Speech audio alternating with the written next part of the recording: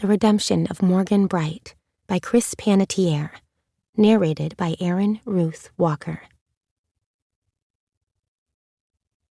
Author's note: this novel contains situations and imagery that some readers may find disturbing or traumatic, including depictions of mental illness, non-consensual violence, suicidal ideation and conduct, sexual assault, injury to a child, and off-screen death of a child.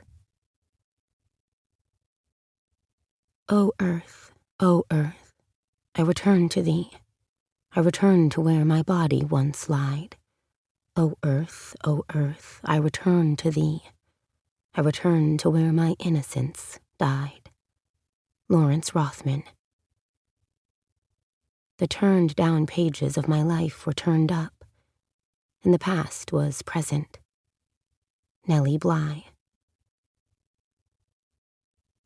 Nebraska Revised Statutes. Nebraska Family Protection Act.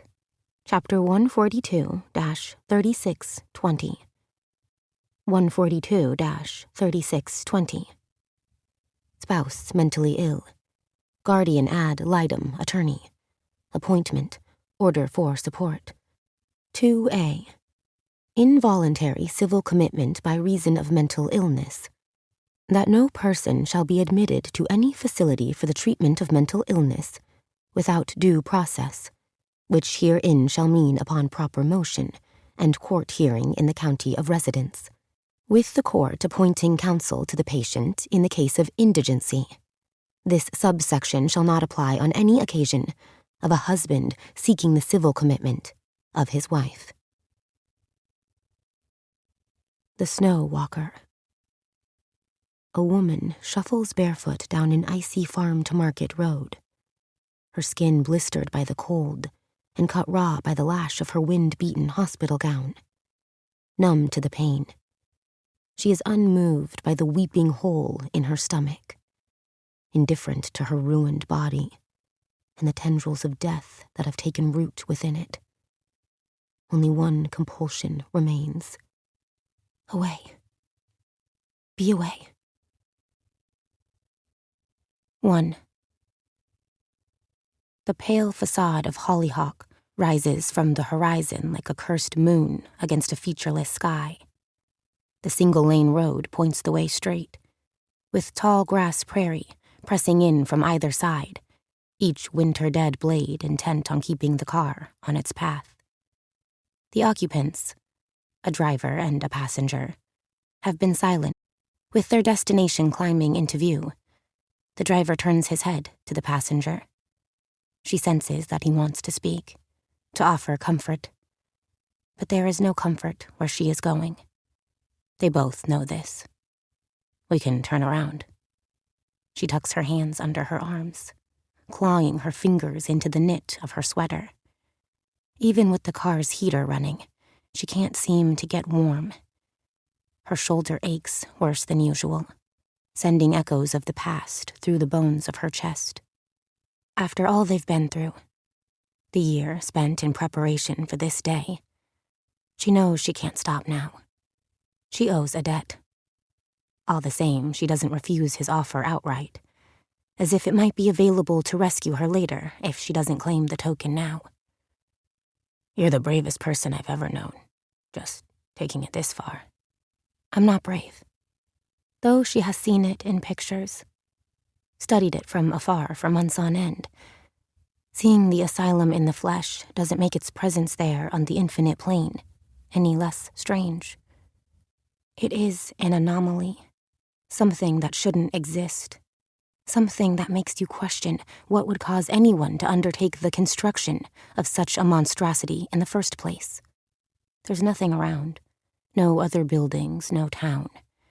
Even now, after all she's learned about it, the question comes, why? Even though she knows why. She loses herself in the unmarked road, its blackness more like a crevasse than something laid upon the earth.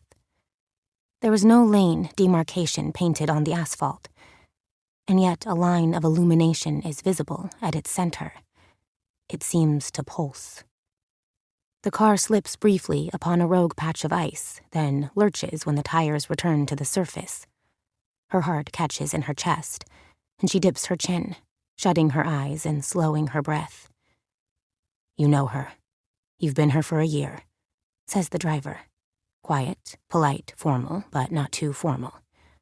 "I know." And trusting, almost gullible, not one to rock the boat. A rule follower. "I know." He clears his chest. "Sorry. You've got this. I get chatty when I'm nervous." "It's okay," she says, knitting her fingers back and forth. "I'm nervous, too." The road ends where a rumbling gravel drive begins, and she looks up to find the asylum filling the view.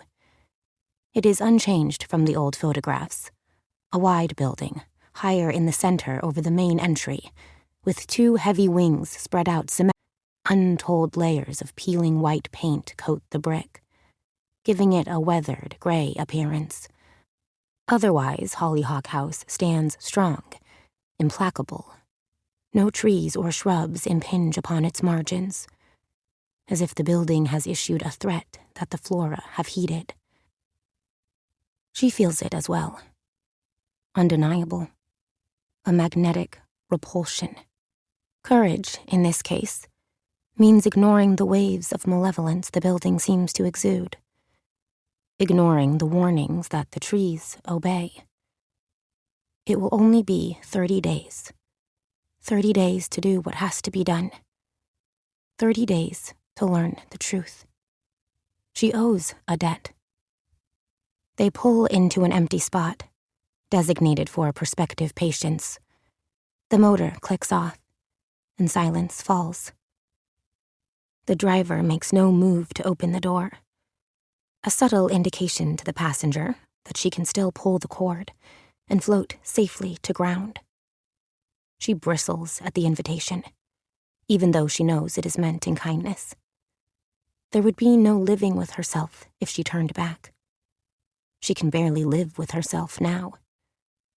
She pushes the door open and steps out. The wind slaps her cheek like a rebuke.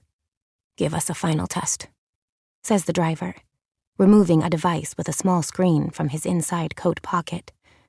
She nods, placing her right hand below her left clavicle and applying pressure to a specific spot with a finger. He watches the screen. "We're good," he says, opening the driver's side and climbing out. Their eyes meet across the car's roof, their icy breath fleeing down the drive as fast as it can. "Mrs. Turner," he says. "Mr. Turner?" she answers. SPD interview record. Excerpt of transcription. Questioning by Detective Abram Gastrell, Scottsbluff Police Department. Gastrell. "We're recording." Witness. "Hello? Are you okay? I'm just a bit cold." "Here, take my jacket. How is that cheekbone? Would you like an ice pack?" "An ice pack? No, thank you." "Ready, then?" Witness, indicating. Okay. It's 8:32 a.m., Friday, March the 16th. This is Detective Abram Gastrell, SPD, and I am here with a witness. Can you state your name?" Charlotte Andrew Turner. "And you are here to provide a voluntary statement pertaining to the events that occurred sometime within the last 36, correct?" Yes. "This device here, on my lapel, creates a record of my investigation. That includes recording our interactions and streaming it to the other departments participating in the effort. Is that okay?" Yes, okay. Detective. "Yes?" "Where is Mr. Turner?" "Your husband, Andrew Evers Turner." "That's him. Yes." "We've not heard from him yet. We located records of an Andrew Turner who began renting a house in Hay Springs on Soapweed Place a little over a year ago." "That's our home. We will raise our family there." "Is it your Mr. Turner who began employment at Parker Tool and Die around the same time as you started renting the house?" "Yes, that's Andrew.